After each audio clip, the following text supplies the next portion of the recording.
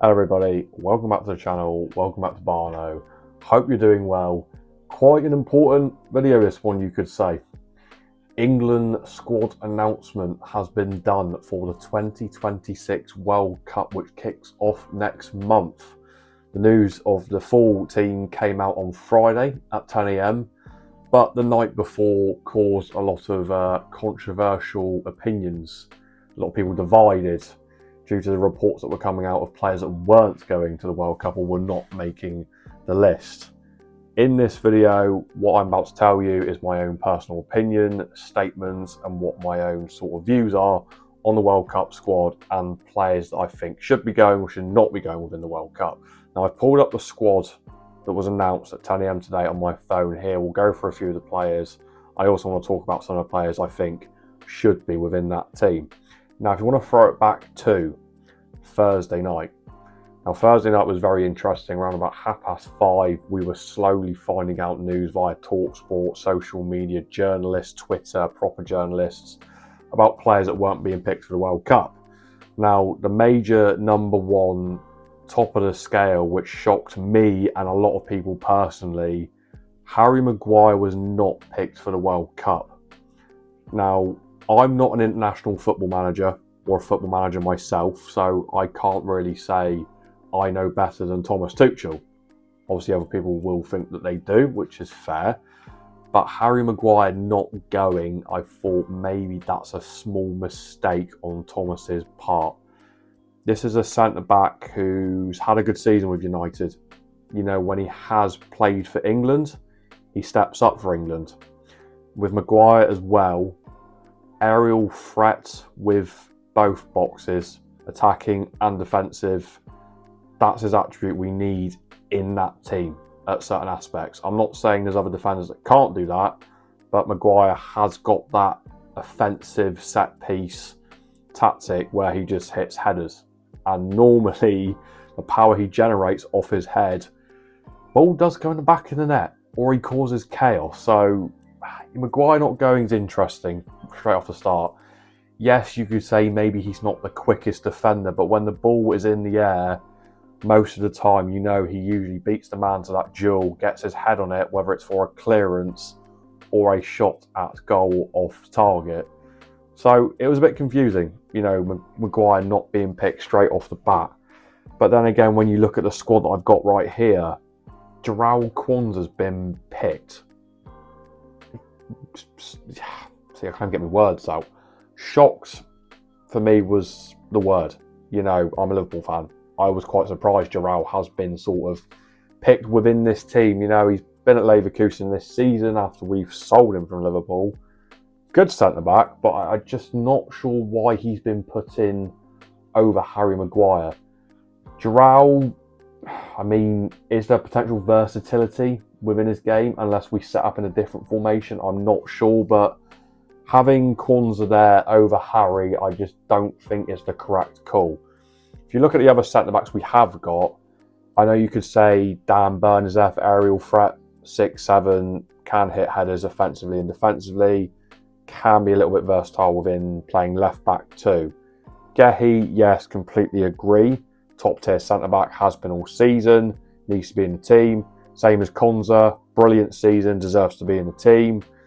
But yeah, just John Stones as well. I'm not sure. Not sure with Stonesy. He's been injury, inconsistent game time this season.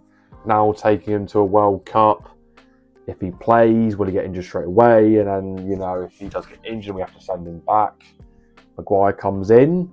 I'm not sure. Maguire not going to the World Cup for me is, yeah, I really don't understand that decision.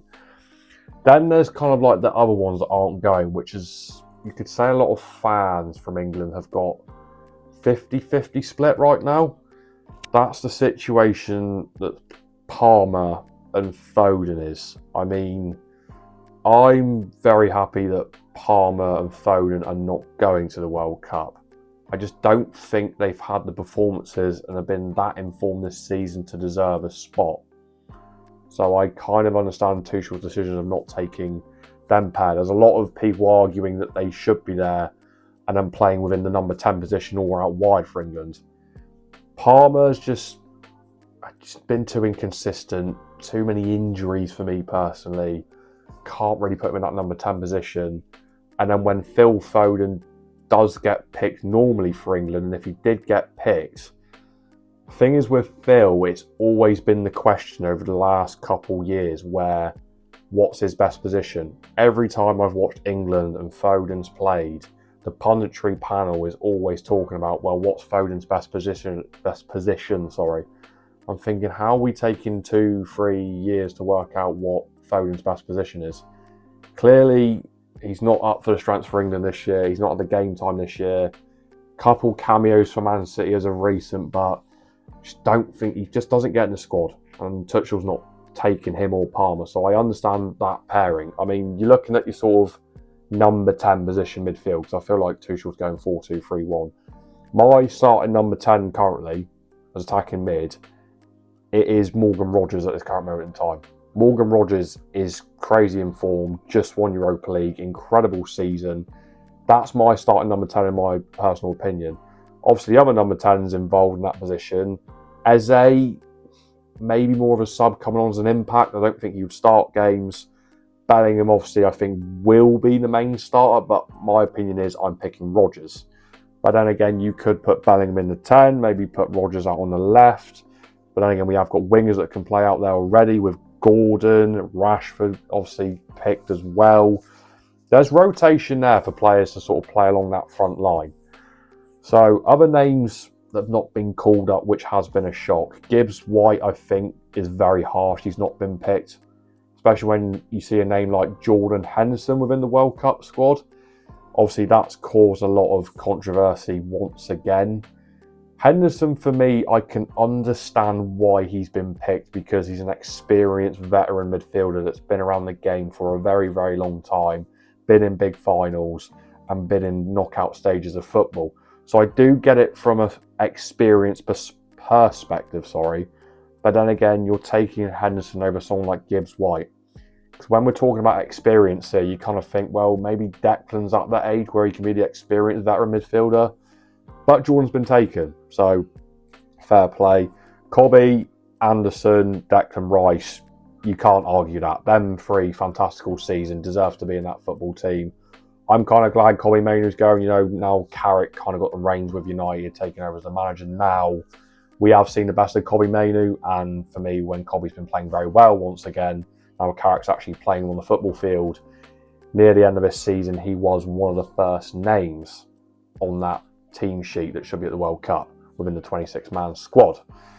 Then, if you want to move it into other players still that should be going, that I think have been hard done by, Lewis Hall's a crazy one. I thought Lewis Hall would have been one of the first ones on that team sheet. We're looking at left backs here. You've got O'Reilly, which is fair enough, but then again, it's like you've got Jed Spence over Lewis Hall. Like, really? Jed Spence has been, well, by the time on Monday, he could be a relegated player within the Championship. And to be honest, he doesn't really play every game for Tottenham Hotspur at this current moment in time. And Thomas has picked him over Lewis Hall. Lewis Hall's had an incredible season, one of the standout players within the fullback position, apart from Nico O'Reilly. I mean, if you want to get a little bit hypercritical, look into theories, we can meet Spain within the final. Lewis Hall, first leg against St James's Park, UCL, played against Lamine Yamal on that channel. Lamine Yamal had a penalty. That's all he did all game was score that. Lewis Hall controlled Lamine Yamal. Kind of had him under wraps, locked him up. I'm thinking that same situation happens again, and you've got Spence on that side. Not sure how that goes. O'Reilly might be able to handle it, but yeah, Lewis Hall just not being there, and I just don't understand, because he offers you so much going forward and defensively as well. He's brilliant at defending. Because obviously when you look at defensively, looking at fullbacks, people were saying, well, how come Trent's not going? Trent's great offensively. I'm like, I'm a Liverpool fan, and even I think Trent should not be going. We need a fullback that can defend in a 1v1 situation, can track back if a team picks up a counter-attack. Having Reece James there and Livramento there, perfect for that. Maybe a bit of versatility if you want to put Konza out at right back. We've done it before, or a change of formation. But yeah, I mean, those are like the major ones, isn't it? not being picked. Hull, shock. Maguire, shock. Gibbs-White, bit of a shock. And obviously the other ones, you know, like Adam Wharton, a lot of people are a bit surprised that Wharton's not going to the World Cup. Then the other one you could say, which has been interesting, which no one really expected, Ivan Toney not being picked. Ivan Toney was picked for the World Cup.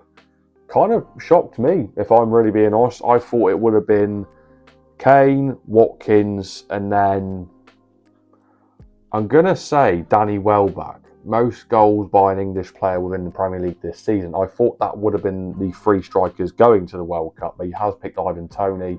You could throw in Calvert-Lewin's name as well. You know, Calvert-Lewin's had a good season with Leeds United. Toney's been taken, which, if you kind of know football, you kind of know Toney's going to be there for penalties. We all know how good Ivan Toney is at penalties. But also a bit of a mention from my friend Liam. He said, well, you got to think of the climate he's playing in. And I was like, what do you mean? He went, well, he's been playing in quite a hot climate. He'll get used to that if he comes over here, goes over to America. Kind of like little things like that. And you think, maybe I can understand that from a perspective, but it's a name I didn't really expect. And then the last one on the team sheet, Madueke. Don't know. Not sure on Madueke. I mean, couple good bits for Arsenal. Him over Jared Bowen. I don't know. I know Jared Bowen at the minute's in a relegation fight.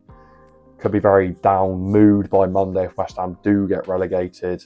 Obviously, Madueke on the right channel, very happy at the minute, alongside with Saka, who's going to the World Cup, because Arsenal have just won the league. So their mood is up. Same as Rodgers. Rodgers just won a European competition. All is well in their world. Kane obviously going, Gordon obviously going, Rashford obviously going. Don't mind them three, that's fine by me. Don't mind watching Anthony Gordon can take a man on, brilliant left winger. Rashford find his feet again. Hoping he has a good World Cup for once. Rashford, we know Rashford can do big moments, big things. But yeah, the thing is with the England team, whatever gets announced, someone's always going to disagree with it. But that's the beauty of football. You know, people have opinions, agree to disagree. Obviously, in this video here, I'm giving my own personal opinions of what I think of the England team, but people will disagree with what I'm saying, which I completely understand. You're entitled to your own opinion within football, and I always like to be completely neutral, not one biased all the way. But, I mean, at the end of the day, the team has been picked by Thomas. Now we have to stick with it and run with it within the World Cup.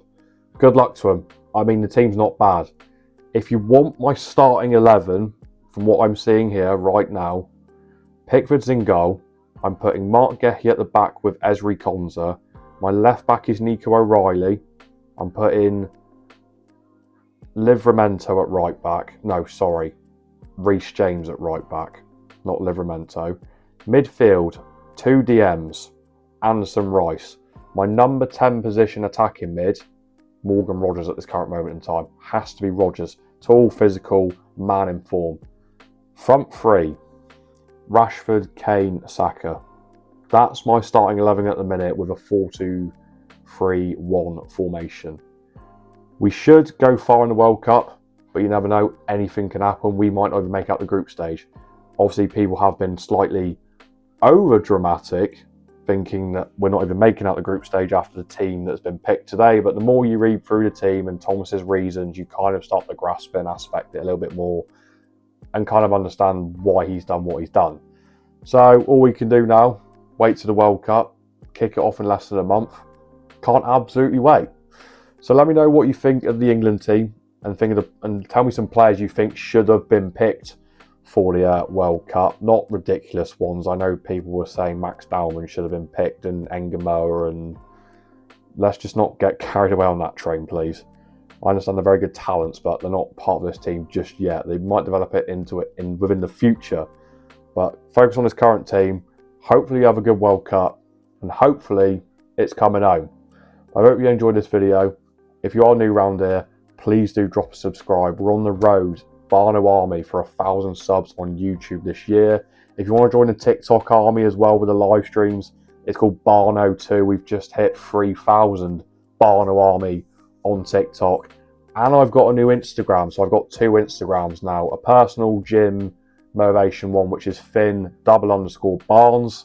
And then my literally strictly just football chat, football opinions, news and reactions. BARNO, sorry, it's _BARNO_bull. That's my football Instagram. So follow all them up. Come join along the madness. Come join the journey. Come chat some football, man. Hope you've enjoyed this video. I'll see you on another vlog very, very soon.